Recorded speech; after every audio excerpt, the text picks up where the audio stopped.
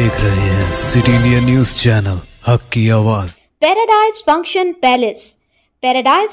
Palace महबूब नगर। साबिक वज़ीर doctor C Lakshman Reddy ने सहाफती कॉन्फ्रेंस से खिताब करते हुए जडचला रुकन असम्बली जनमपल्ली अनिरुद्ध रेड्डी को तनकीद का निशाना बनाते हुए कहा कि जडचले में मुसलसल मूसलाधार बारिश से तमाम नशीबी इलाके पानी की जद में हैं। इन मसाइल को हल करें और जडचले की तरक्याती कामों और आवाम की भलाई के लिए काम करें, ना कि मौके मौके से मुझ पर गैर ज़रूरी तनकीदें करने से गुरेज करें।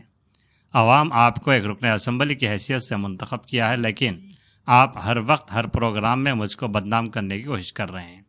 उन्होंने कहा कि गुज़िश्ता BRS हुकूमत में ही जडचला शहर में करोड़ों रुपए के तरक्याती काम अंजाम दिए गए हैं। कांग्रेस हुकूमत में एक भी तरक्याती काम अंजाम नहीं दिया गया।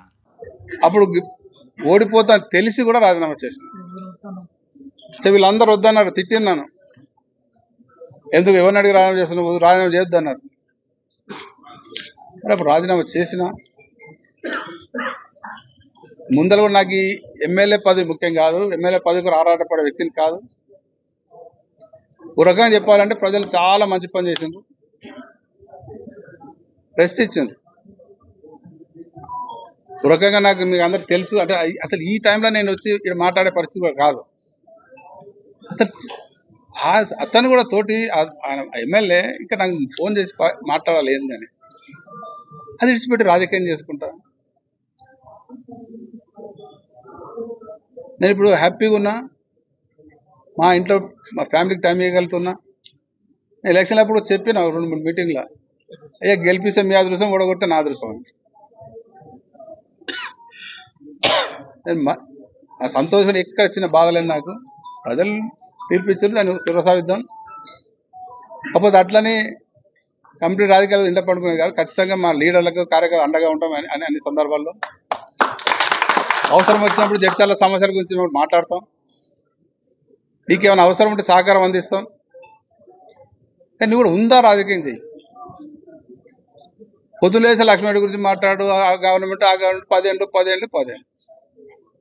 ఈ 10 ఏళ్ళు కాదు, మీ 50 ఏళ్ళది గబ్బాన్ తోలికి 10 ఏళ్ళు సరిపోలే, లెక్కలు మరి ఆ 10 ఏళ్ళు ఏం జరిగింది, ఆ 50 ఏళ్ళు ఏం జరిగింది, గుడ్డిగా మాట్లాడు తెలియజేస్తూ ఇక ఫైనల్గా లాస్ట్ ఆ పాయింట్ ఏదైతే 2 ఉన్నాయో, CNR ఫౌండేషన్ కానీ నా అకౌంట్లో కానీ ఎక్కడన్నా కంపెనీలకు వెళ్ళి డబ్బులు వచ్చినాయి నువ్వు మాట్లాడినావు, వచ్చిండొచ్చు అనలే, వచ్చినాయి అన్నావు, అది కూడా అకౌంట్కి డబ్బులు వచ్చినాయి అన్నావు, దాన్ని ప్రూవ్ చేసే బాధ్యత నీది, అది ప్రూవ్ చేయి। బాలనార్ గంగపూర్ రోడ్ జీవో కాపీ చూపి, అంటే నువ్వు ప్రజల్ని ఎంత మోసం చేస్తావు తెలుస్తుంది కదా ప్రజలకి, ఎన్ని అబద్ధాలు ఆడతావు, ఎన్ని తొండి మాటలు మాట్లాడతావు ప్రజలకు అర్థమవుతుంది। తప్పించుకోనికి లేదు, చూపించాలి। నెక్స్ట్ 1 వీక్ వచ్చి నేను ఇక్కడ కూర్చుంటాం, మరి నాకు వీలు కాకుండా మా వాళ్ళు వచ్చి కూర్చుంటారు, మీరు మాట్లాడుతారు, మీరు అడగాలి అసలు ఇప్పుడు మీ బాధ్యత కూడా, అదే మీడియా మిత్రుల మీ బాధ్యత కూడా। అసలు నిన్న ఆయన మాటలు చూసి ఎంత బాధ అయిందంటే, అట్లా మాట్లాడవచ్చు రైలు కట్ట అదే గుంట కట్ట అదే లక్ష్మారెడ్డి, ఆ లేఅవుట్ నాకు సంబంధం లేదు, నోటికి వచ్చి లక్ష్మారెడ్డి గత ప్రభుత్వం చేసినందుకు ఇట్లా అయిందంట। ఇంకోటి ఆయన అది దగ్గర నొక్కిండ్రు, మోరీలు ఒత్తిండ్రు, ఇది చేశారు। ఎక్కడన్నా మా 10 ఏళ్ళలో ఏమన్నా ఒక మోరికి ఇట్లా దగ్గర చేసి ఉంటే చూపి ఇక వెడల్పు చేసినాం, ఎక్కడ మోరి చిన్నగా చేయాలి పెద్ద చేసినాం। అందుకే దీని విషయంలో ఈ కబ్జాల విషయంలో ఖచ్చితంగా ఒక కమిటీ ఇద్దాం, అయ్యా మీరే చొరవ తీసుకొని మా దాంట్లోకి ఒక 2 పేర్లు ఇస్తాం, మిగతా అన్ని పార్టీలకి తీసుకొని రేపే కమిటీ ఫామ్ చేసి ఒక 4 రోజుల రిపోర్ట్ ఇచ్చి జడ్చర్ల పట్టణంలో ఏ టైంలో ఏదేది కబ్జా అయింది, ఎందుకంటే రిజిస్ట్రేషన్ డేట్లు అన్నీ ఉంటాయి। ఇప్పటి వరకు జరిగిన కబ్జాలు అన్నీ కూడా గతంలో జరిగినాయి, అంటే రోడ్డు కబ్జా పెట్టినా కానీ, పార్క్ స్థలం కబ్జా పెట్టినా కానీ, 10% స్థలం పెట్టినా కానీ గతంలో తప్ప, గతంలో వాళ్ళు కొనుక్కొని ఉంటే ఆల్రెడీ రీసెంట్ అయి ఉంటే ఇట్లా ఎవరైనా తెలిసో తెలియకుండా తర్వాత కొని ఉండో చదివేరే, కానీ ఫస్ట్ పార్క్ స్థలాలు కబ్జా పెట్టింది 10% కబ్జా పెట్టింది అంతా గత ప్రభుత్వంలోనే।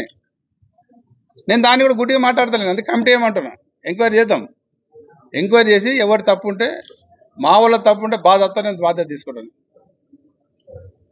దాన్ని క్షమాపణ చెప్తాం, అని వాపసు తీసుకుందాం, ప్రభుత్వానికి అప్పచెప్తాం, మున్సిపాలిటీకి అప్పచెప్తాం। ఎక్కడ దాన్ని ఉట్టిగానే అది ఎట్లా అయిపోయిందంటే, ఒక పుకాను టకాటగా అంటే నిజమైన అది మేము కూడా ఏమైందంటే ఎలక్షన్ పెద్ద పట్టించుకోలే ఈ మాట్లాడుతుంటే నిజం అది అట్లే చర్చ వెళ్ళిపోయింది అది.